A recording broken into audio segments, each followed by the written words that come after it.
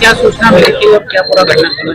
ये हवा बंगला क्षेत्र में पीछे की तरफ जो अहिरखेड़ी एरिया है, इसमें लगातार पिछले 3 सालों में लगभग 20 गोवंश की हत्या हो चुकी। कभी मुंडी कटी मिलती है, कभी खाल मिलती है, कभी उनके अस्थि पंजर मिलते हैं।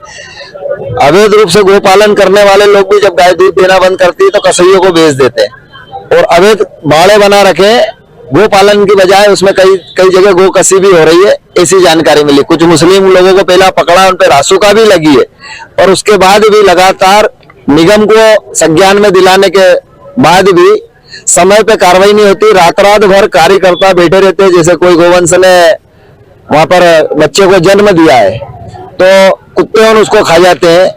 लाशें पड़ी रहती गाय की, 2-2, 3-3 दिन तक बदबू मारती, कुत्ते गौ माता को नोच के खाते रहते हैं। आज भी एक गोवंश की हत्या हुई और वहां पर मुंडी प्राप्त हुई, एक शव प्राप्त हुआ गोवंश का, उसकी जानकारी दी। उसके बाद भी निगम के अधिकारी जो उपाध्याय जी, जिनसे लगातार हम संपर्क करते रहते हैं, उसके बाद भी उनके द्वारा पिछले 2.5-3 घंटे में कार्यकर्ता बैठे हुए हैं, कोई जवाबदार अधिकारी नहीं आ रहा था। फिर हमको मजबूरन चक्का जाम की घोषणा करना पड़ी और तुरंत फिर अपर कमिश्नर साहब आए।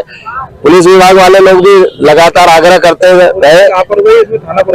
पुलिस को तो हम जब भी सूचना देते किसी प्रकार की लाश पड़ी है या हत्या हुई तो तुरंत कार्रवाई होती है। बाकी निगम को जिस तरीके से गोवंश को उठाना चाहिए, हमारी गौ माता की जो दुर्दशा हो रही मरने के बाद भी, उस पर कोई कार्रवाई नहीं की जाती। और यही विषय निगम की जो गौशाला है, वहां भी जो यहाँ के उपाध्याय जो प्रभारी है, स्वास्थ्य प्रभारी गोवंश जिनके सुपुर्द है पूरा, वो माह में एक बार जाते हैं। यहाँ पे जो क्षेत्र में अहिरखेड़ी क्षेत्र में जो अवैध गोवंश का पालन होकर उनके साथ जो दुर्दशा की जा रही है, उसके लिए भी उनको संज्ञान में दिलाया।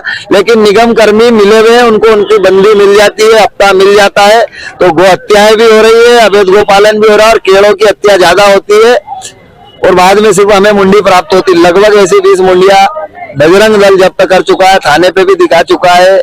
उसके कारण 2 लोगों पे अभी कार्रवाई अगर नहीं होती तो क्या करेंगे आगे? अभी हमने अपर कमिश्नर साहब से बोला कि हम आवेदन दे रहे हैं, निवेदन कर रहे हैं और नहीं तो फिर धनादन की स्थिति आएगी। तो उन्होंने 7 दिन का समय मांगा है कि 7 दिन के अंदर हम आप जैसा चाह रहे बाकायदा अगर गोवंश की मृत्यु हुई है तो उसका विधि विधान से उसकी अंत्येष्टि की जाएगी, गाड़ी लगाई जाएगी यहाँ पे और जैसे ही सूचना प्राप्त होगी 1 घंटे के अंदर हम गोवंश को वहां से। राजेश विंजवे, इंदौर विभाग मंत्री, विश्व हिंदू परिषद।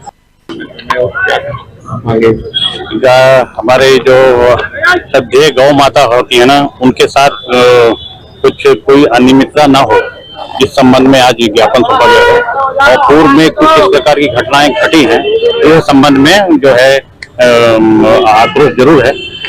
तो उसकी पूरी की पूरी संज्ञान में मेरे को ला दिया गया है और जो भी बिंदुवार जितनी भी बिंदु हमें संज्ञान में लाई गई है उस पर बिंदुवार हम बैठ करके इसकी एक में जांच करने के बाद उस पर एक बिंदु पर कार्रवाई करके मैं इसको दुरुस्त कर दूंगा।